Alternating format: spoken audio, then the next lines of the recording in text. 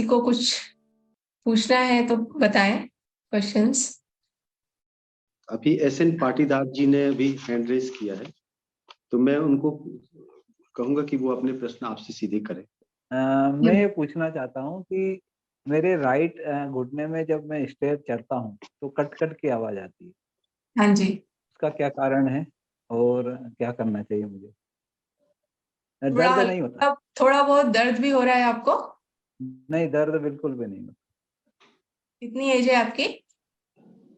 मेरी 52। आप एक बार एक्सरे जरूर करवा लीजिए।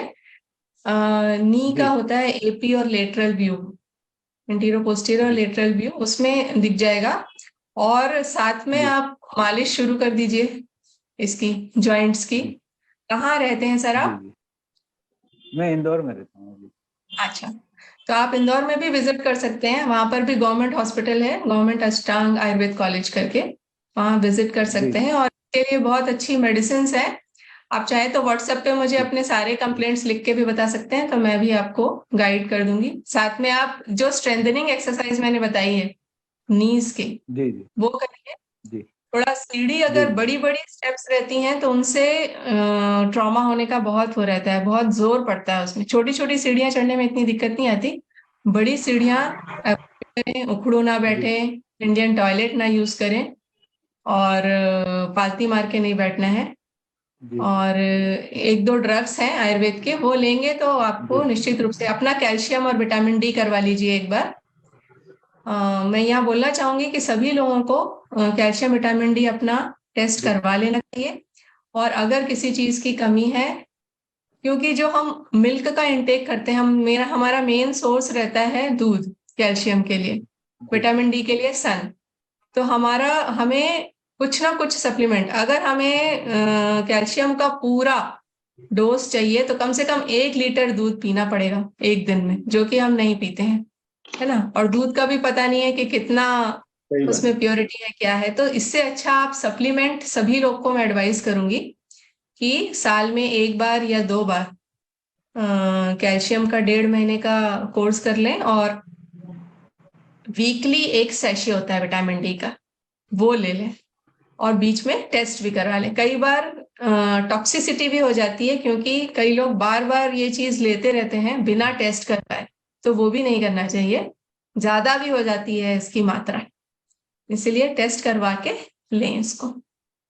नवीन शर्मा जी। मैम, मैं नवीन शर्मा हूँ राजगढ़ से, और मेरी एज अराउंड 40 है।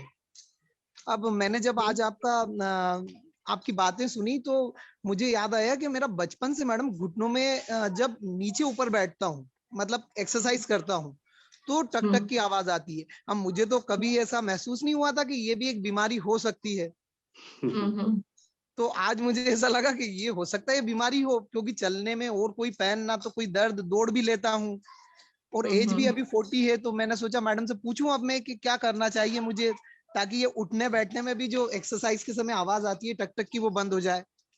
आप कैसे दुबले पतले हैं कि वेट कितना है आपका? मैडम 80 kg वेट है। नहीं तो आप मसाज चालू कर दीजिए, पैरों की, पूरे पैरों की करिए मसाज। भला अश्वगंधा तैल आता है उससे। और घी वगैरह लेते हैं आप, गाय का घी? गाय का घी तो नहीं लेता मैडम। घी का सेवन नहीं करते, हाँ डाइट में नहीं नहीं मैडम, लेते? हाँ विदाउट नहीं, बटर चपाती खाता हूँ मैडम। हाँ नहीं, घी अच्छा है, तेल की अपेक्षा घी हमारी डाइट में होना चाहिए। वो मतलब बात एक तरीके से, नींद वगैरह बराबर आती है आपको? जी जी आप घी का सेवन भी करें थोड़ा, दाल में, या दाल चावल लेते हैं उसके साथ, और मसाज करें।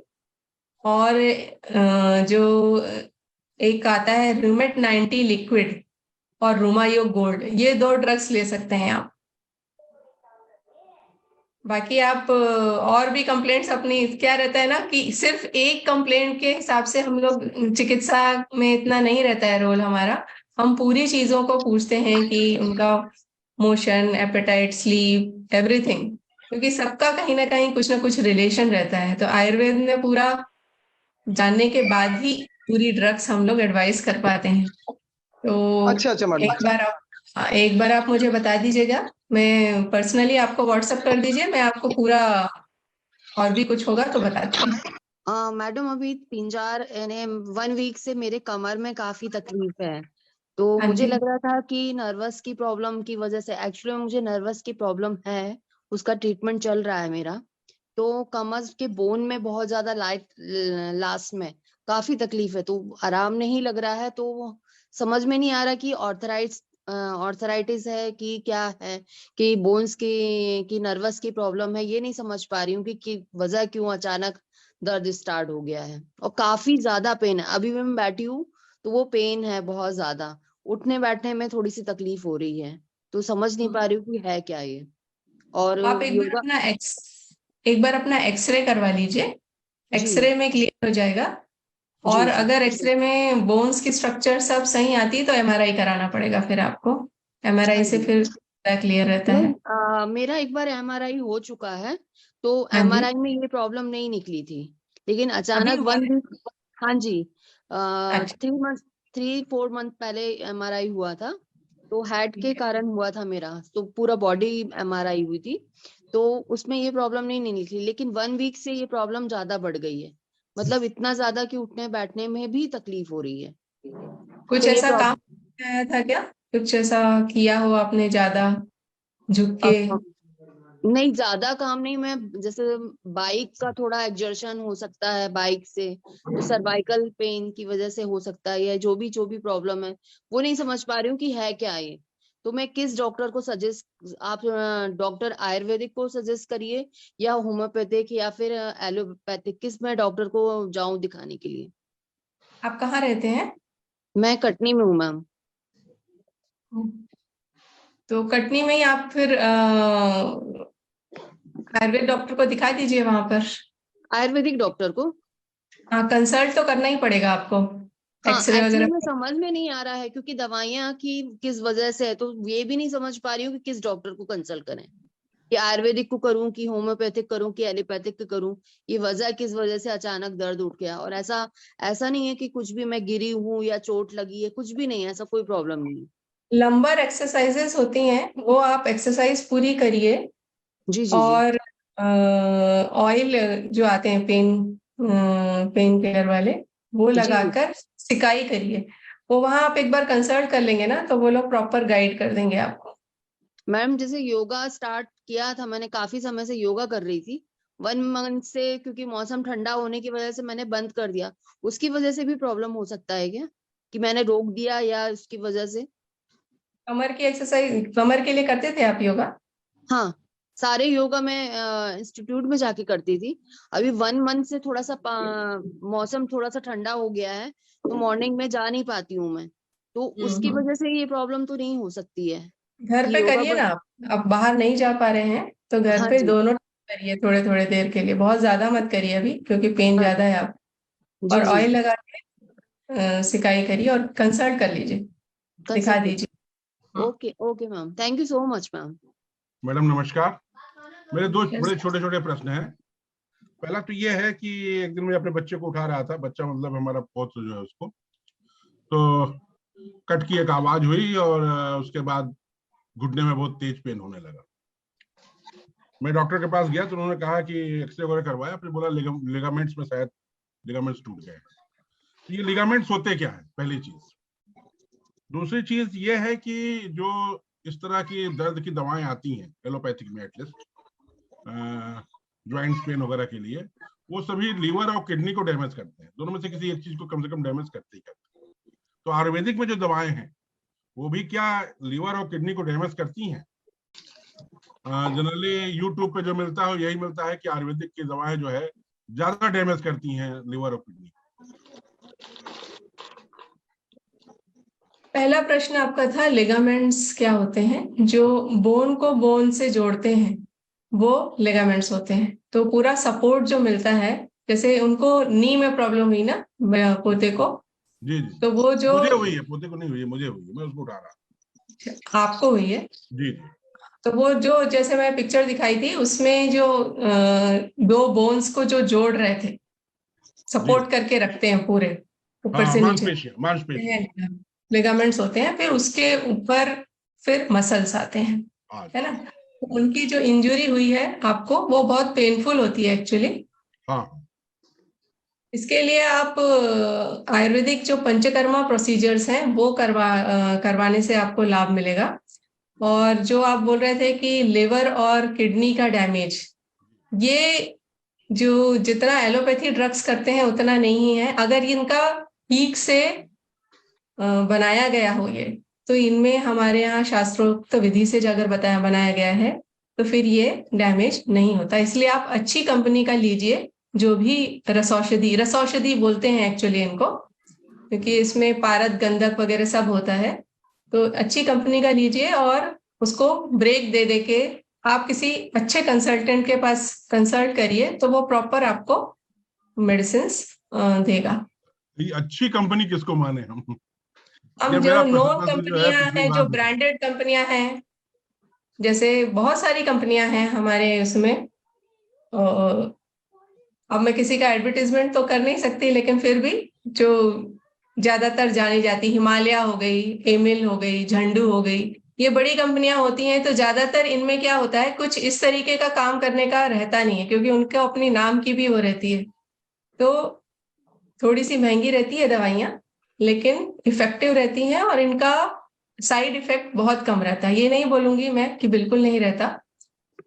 कोई भी चीज जो बाहर से हम लेंगे और वो थोड़ा ना थोड़ा तो शरीर में कुछ ना कुछ करेगी, लेकिन जो एलोपैथी ड्रग्स हैं उनकी अपेक्षा इनका रिजल्ट भी बहुत अच्छा है और साइड इफेक्ट भी बहुत कम है।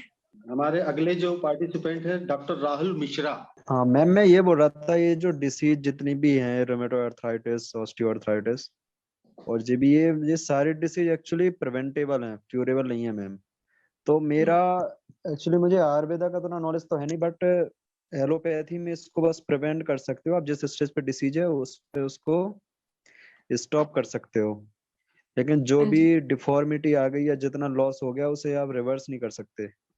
तो जी। रिवर्स करने का या ये सब कुछ है ऐसे आयुर्वेदा में कि जो भी डिफॉर्मिटी आ गई या जितना भी लॉस हो गया जॉइंट का, तो वो वापस से अपन रिवर्स कर सकते हैं उसको। और दूसरा मेरा क्वेश्चन ये है कि फॉर एग्जांपल कोई पेशेंट आयुर्वेदिक ट्रीटमेंट पे है या अपन आयुर्वेदिक स्टाइल से ट्रीटमेंट दे रहे हैं, तो इसका कुछ ऐसे आपके पास कोई डेटा हो या कुछ हो जिसपे ये क्लियर होता हो कि हाँ डिसीज उस स्टेज पे प्रिवेंट हो गई या स्टॉप हो गई। पता चला अपन आयुर्वेदा ट्रीटमेंट उसे देते जा रहे, 6 महीने हो गए, 1 साल हो गए, और उसका लॉस कंटिन्यूअस होता जा रहा है। तो लॉस तो अपन इसमें रिकवर कर नहीं सकते, लेकिन अल्टीमेट वो पेशेंट का उतना लॉस हो जाएगा। तो इसी रिगार्डिंग थोड़ा सा मेरा एक डाउट था मैम। जो जी, पहला प्रश्न जो आपका है रिवर्स करने का, तो रिवर्स तो हमारा शरीर एक तरीके से एक क्षण क्षण जो होता है क्षीण होता जाता है ना। एक स्टेज हम ऊपर जाते हैं, फिर हम नीचे की तरफ आ रहे हैं, तो वो उसको हम वापस तो नहीं ला सकते। लेकिन जब डिजीज शुरू होती है, जैसे कि ऑस्टियोआर्थराइटिस का एक केस बताऊं मैं, कि हम जब कार ड्राइविंग करते हैं और लेफ्ट पैर से क्लच बहुत ज्यादा यूज करते हैं, तो बहुत सारे पेशेंट्स ऐसे आते हैं कि जिनको पैर में हल्का सा दर्द स्टार्ट हो जाता है, क्योंकि बार बार आपको गियर चेंज करते समय क्लच दबाना पड़ता है। तो अगर उस स्टेज में आप, जैसे ही आपको हल्का सा दर्द हुआ, हल्की सी कटकट की आवाज आई, जो भी लगा, उसमें नी की एक्सरसाइज आपने स्टार्ट कर दी, जिस चीज से आपको प्रॉब्लम हो रही है उसको आपने बंद कर दिया। आजकल ये फैसिलिटी है कि आप ऑटोमेटिक गाड़ी में शिफ्ट हो जाए, तो आपका क्लच का काम खत्म हो जाएगा। सीढ़ियां चढ़ना, और जितना मैंने ऑस्टियोआर्थराइटिस के कारण बताए वो कारण को आप कम करिए। आपका वेट ज्यादा है तो कम करिए, मसाज करिए, विटामिन डी कैल्शियम लीजिए, तो निश्चित रूप से, और एक्सरसाइज करिए, निश्चित रूप से आपका प्रोग्रेस जो है वो वहीं रुक जाएगा। लेकिन पेशेंट्स क्या करते हैं, पूरा सब कुछ मैंने जो जॉइंट्स आपकी दिखाई थी, जॉइंट्स का जो स्पेसिंग है बिल्कुल खत्म हो जाता है, या उनको बोल दिया जाता है कि अब आपको ऑपरेशन करवाना है, जॉइंट रिप्लेसमेंट करवाना है, तब वो पेशेंट हमारे पास आते हैं। तब उसके बाद हमारे पास सिर्फ उसको थोड़ा रिलीफ देने के अलावा कुछ नहीं बचता है। जब शरीर में अगर आपका एक दांत टूट जाएगा तो आप वापस से तो उसको नहीं ला सकते ना।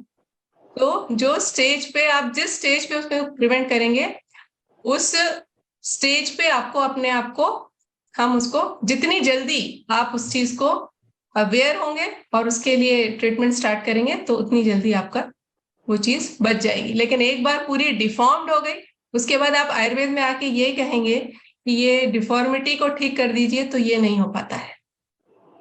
बाकी पंचकर्मा थेरेपीज जो है, जैसे रूमेटाइड आर्थराइटिस में RA फैक्टर पेशेंट के 300 तक हो जाते हैं, जबकि नॉर्मल जो है वो 20 है।